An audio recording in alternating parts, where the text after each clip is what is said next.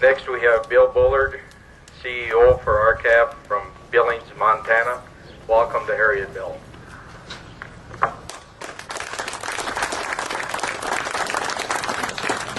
Thank you, folks. In small town America, on June 26, 2009, the folks from small town America, Harriet, South Dakota, is going to make history. You're going to make history because today marks the day that we begin to correct the injustices that have gone on in our marketplace for many years.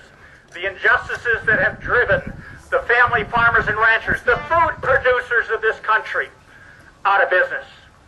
Folks, the U.S. cattle market is among the most highly concentrated industry sectors of America.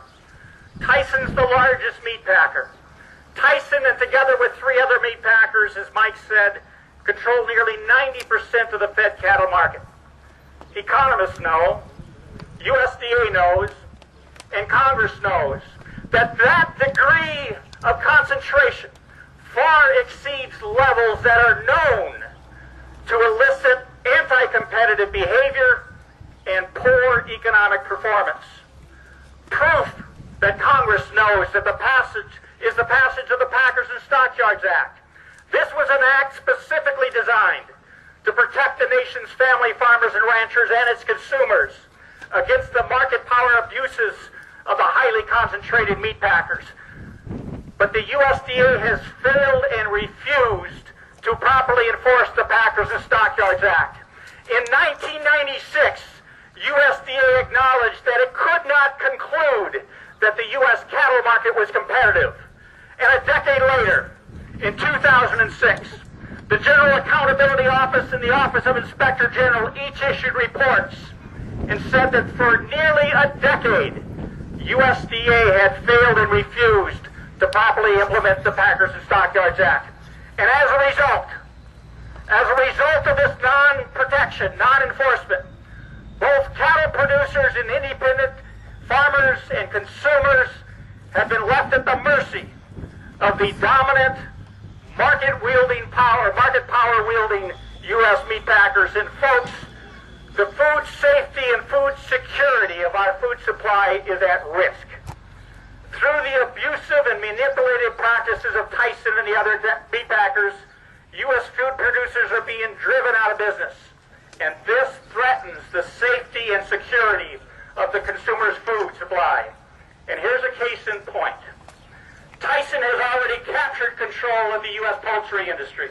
They've driven out tens of thousands of independent poultry farmers over the years to vertically integrate and control that industry. And now, the U.S. Centers for Disease Control reports that U.S. poultry is the #1 source of foodborne illnesses in America. This is the direct result of forcing family farmers and ranchers out of business. This is the direct result of Tyson's industrialization of your food production system. Consumers must now stand shoulder to shoulder with their farmer and rancher neighbors to prevent the ongoing destruction of our U.S. cattle industry. And we need to do this in order to preserve the safety of our food and the security of our food supply. The actions of Tyson and the other three meat packers have resulted in the exodus of independent cattle producers from this industry. The loss rate since 1996. We've driven 19,000 cattle producers out of our industry every year since 1996. Bringing it closer to home, to Harriet, South Dakota. The 20,000 cattle producers that were in business producing your meat in 1996 have now been reduced to 13,800. Folks, we wiped out 31% of all the cattle producers. Do you think that has an impact on the economic viability of Harriet, South Dakota, and all the other rural communities in America? You bet it does. Our neighbor to the north, of the 14,000 cattle ranchers that were in existence in 1996, there are now only 9,700 left. We also wiped out 31% of the North Dakota cattle producers in this country. Folks, this is unsustainable. This is unacceptable. But Tyson, which is accelerating the exodus of U.S. cattle producers because it is manipulating the cattle market, is not only too big to fail, folks, it's too big to regulate. USDA is afraid to touch Tyson. Congress is afraid to touch Tyson. What we've learned here at Schumacher's front door is the court system is afraid to touch Tyson. Herman Schumacher stood up and did more than either the USDA or Congress or the judicial system by proving that Tyson manipulated the cattle market. And he did this with the fundamental anchor of our constitutional system, a jury of our peers, a fact-finding jury of our peers. But for his efforts, for Herman Schumacher's courageous efforts, he gets the privilege of having to pay Tyson's court costs, or Tyson will seize his home. Ranchers have no recourse. Consumers have no recourse. No means to protect their livelihoods or their industries.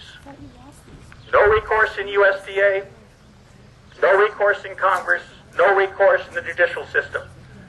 Tyson has no right to manipulate our markets, no right to drive our food producers out of business. But folks, that's exactly what's happening. RCAP USA stands here today shoulder to shoulder with Herman Schumacher proudly. And we call on Congress.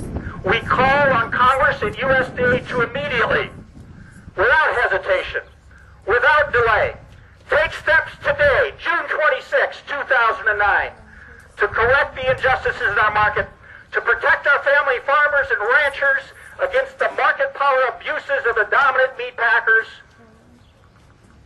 and to protect the safety of our food supply and the security of our food. We call on USDA and Congress to do this right now. Thank you, folks, for your support.